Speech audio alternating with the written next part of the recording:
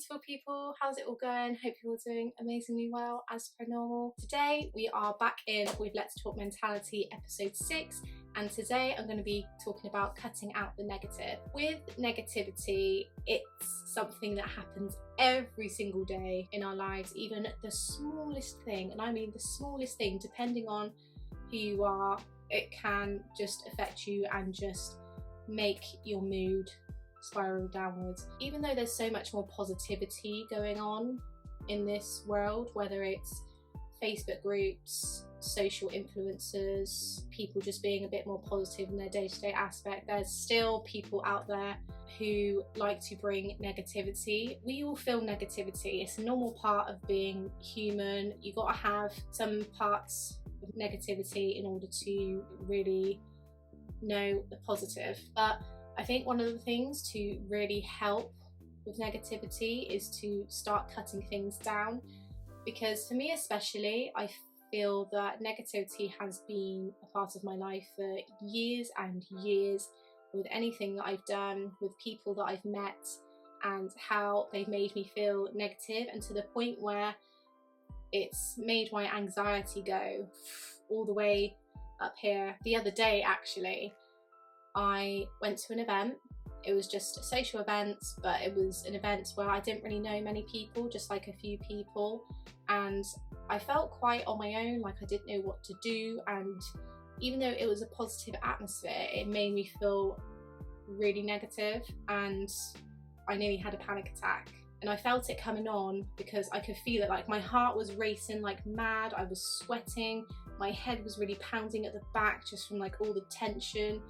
And quickly I spoke to somebody about it that I was close with, and I just told them how I was feeling, and it calmed down. So like, thank goodness for that. That really made me think about this video today, and it really made me think about what it is that's making me feel so negative about things, and what it like what's drawing into like my kind of positive flow, if you see what I mean. The way I think of panic attacks is it's your body's way of releasing everything, and it's at the ultimate top of that mountain or volcano, however you want to call it, and suddenly it just erupts because it's your body's way of saying, I can't cope with all this stress and all this everything going on.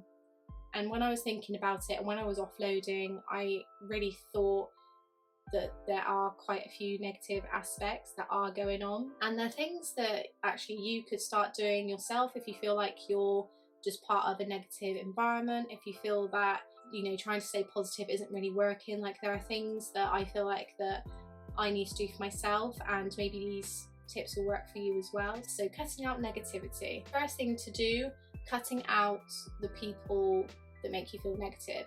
So if there are people in your life right now that are making you feel like you can't win at life, or that you're not a special person to them, you need to start cutting them out. Now, it might not be malicious intent, it might not be something that they're deliberately doing, but if you feel like it's giving you a negative impact on life, making you feel really crappy about yourself, you need to eliminate them from your life, or you need to just cut them off for a bit. Even if it's just not talking to them, if it's unfollowing them from social media, if it's just trying to do more things for yourself that make you feel better and is going to make you forget about certain people, then definitely do it. And I know it's so hard, especially if there's people that you've been really close with for a long time, but sometimes there just comes a point where you just need to really think for yourself and think, okay, so is this person adding positivity or negativity to myself and how I want to grow in that? And if it's negativity, then it's probably time to start thinking about cutting them out. Another thing to stop doing, social media, either not going on it so much or unfollowing people that do not inspire you or make you feel great. Even though I love social media, I love the part it plays and how it can make people feel, it also has its downsides. And when you're endlessly scrolling through your Instagram feed or your Facebook feed and you're seeing snippets of dream world where people seem like they're having an amazing time, their life is amazing, it's perfect, and it just makes you compare yourself and makes you think, okay, so what am I doing wrong? Why am I not in that position? And that's the thing, people don't necessarily, they know they're doing that, but if that's having a negative effect on you and making you think, okay, actually, this isn't for me, like I need to stop doing this, then maybe it's only going on there when you're posting things, or if you've got a notification from somebody, just having a look and then coming back off it. Maybe it's unfollowing people that don't give you that positive impact, or that kind of, you know, this person really motivates me, they inspire me, they make me feel like I need to be the best version of myself possible, they make me feel really happy. Then you just need to wipe the slate clean and just do it. And some of these things are really hard. I don't think we actually really think about how much we do these things until we try and cut it down, and then we think, whoa, okay, so maybe this is going to be really difficult to do.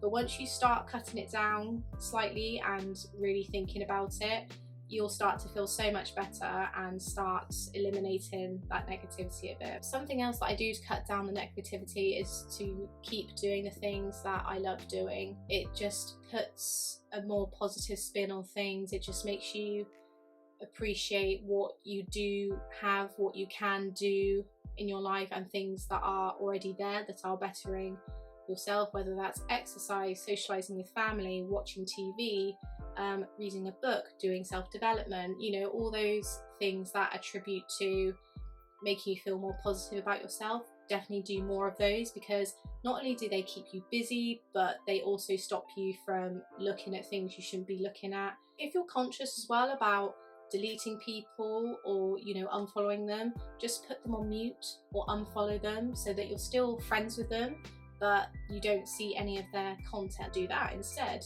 because then you're not seeing all their feeds. Really spend time with people that want you to win and love you for who you are and love what you do and everything about you, because they're the ones that will push you when you're feeling negative.